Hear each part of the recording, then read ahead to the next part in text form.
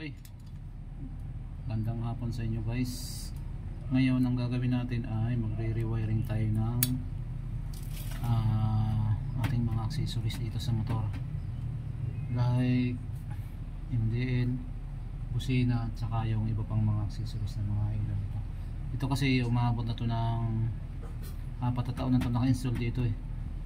So re-rewiring ko lang para maging intact ulit ang mga connection niya. Kasi itong iba din na ilaw ito 4 years na rin to. So ito 4 na taon na to mahigit, pati yung mga naka-install na mga wiring nito. So ito ngayon ang gagawin ko, babaklasin ko to lahat. Ay, sige, simulan natin tayo magbaklas.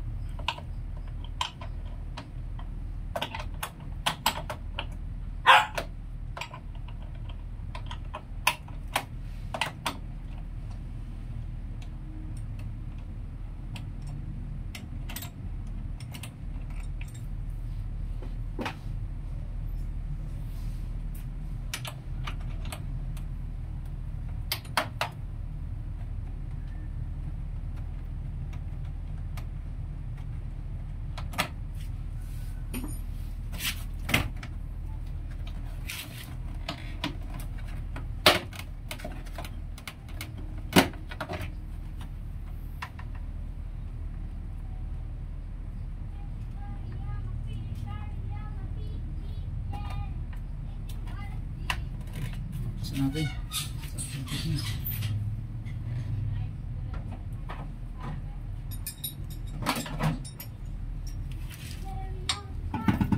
so ayan yung mga wiring sa loob. So ayan yung busina, ayan may driving light sa kabila naman.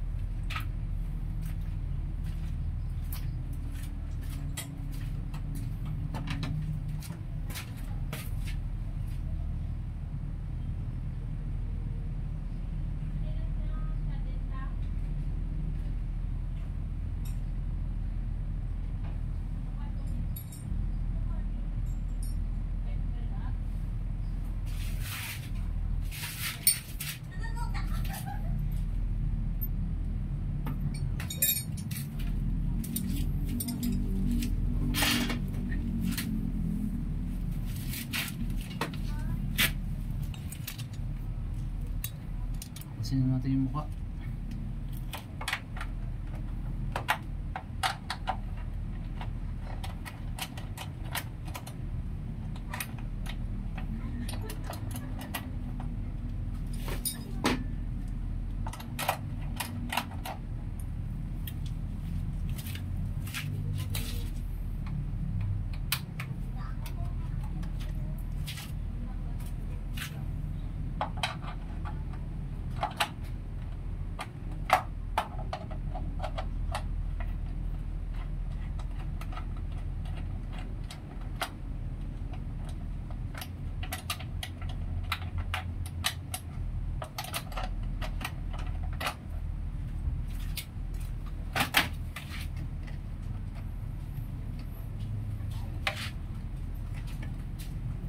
Ito yung meron ng sa higil para dito. So dito sa sakit niya. Ito yun.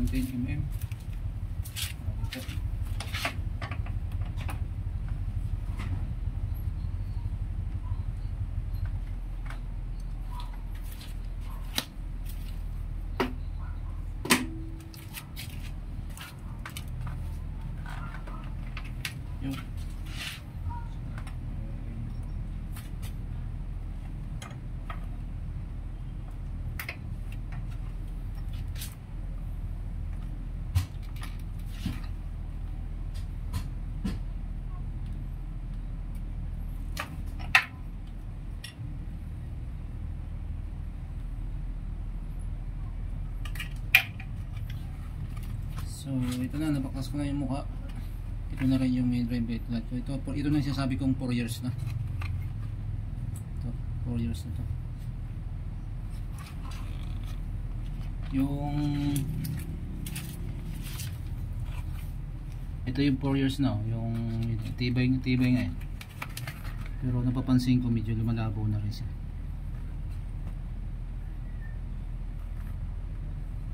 Yan.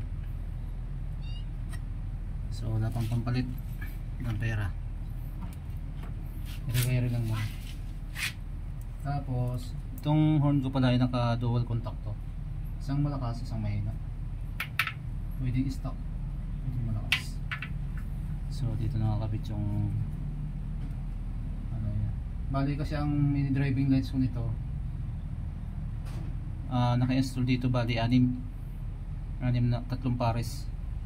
So kaya ang wire niya ito, mga nakaabang. So alisin ko na iba. Okay.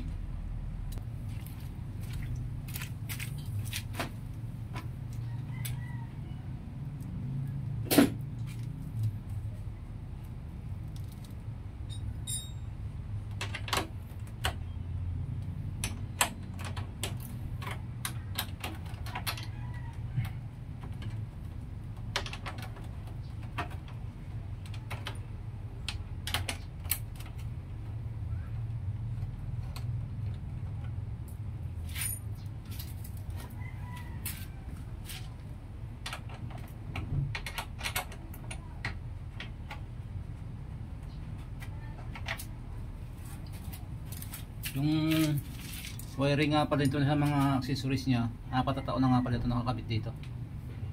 So ganun ka intact yung mga wiring niya. So hindi pa naman siya naglulupo, kaso kailangan ko lang i-rewiring. Ulitin ko lang para ibahin ko na ng position. Lahat pala ng connection dito ginagamitan ko ng fuse.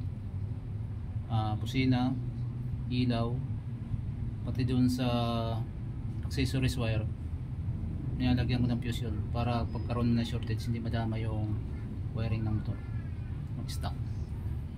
Puputulin niya hanggang doon lang. So ganun to, pero normally hindi pa naman ako naka-encounter na nag-short yung fuse, wala pa. Siguro one time lang nung nag-Leyte kami. Hindi kinaya ng sobrang init ang pirahan niya. Bumigay lang yung fuse ng ilaw. So pinalitan lang naman, okay na. Mas mataas na ang pirahan nila.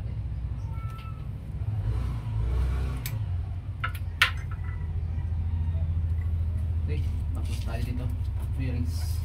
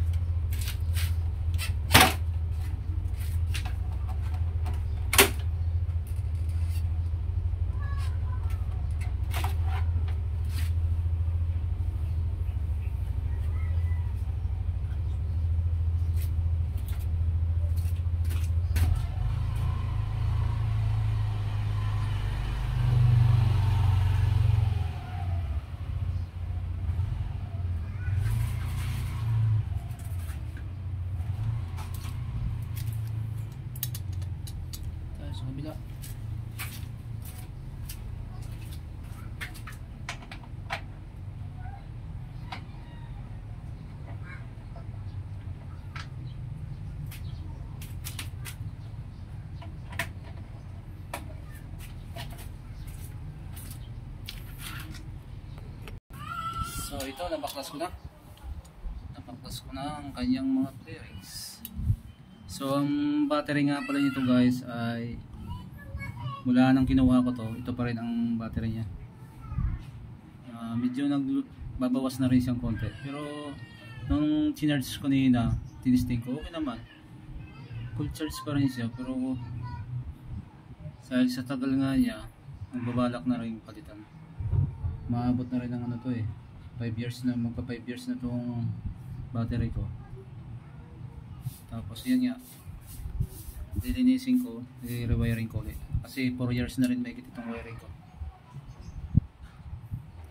Ganun katagal. Mula lang silang kinuha ko to, kinabitan ko agad to ng accessories. So yun, ganun katagal. Nakatagal yung kanya mga ano, yung mga ayun ang busina yan, nasa ilalim yun, isang busina. Tapos yung isa nasa ibabaw. So dito yung relay natin sa ibabaw ko lang, kaya relay dito lahat ng relay yan. Bali lang relay ba yung nakakabit dito, 6. Ako lang karami yung relay yan. Nilalagyan ko ng ano bawat isang relay para hindi hirap, para safe. So sa tagal niya, 4 years na, wala pa naman naging problema. Okay, mamaya na lang ulit. Kakalasin ko muna. So ito guys, yung battery ko, ito yun, stock. Yan. Ayos pa, condition pa, kayang kaya pa. Sa dami ko ng accessories, TV tumagal pa rin sila hanggang 4 na taon na yun.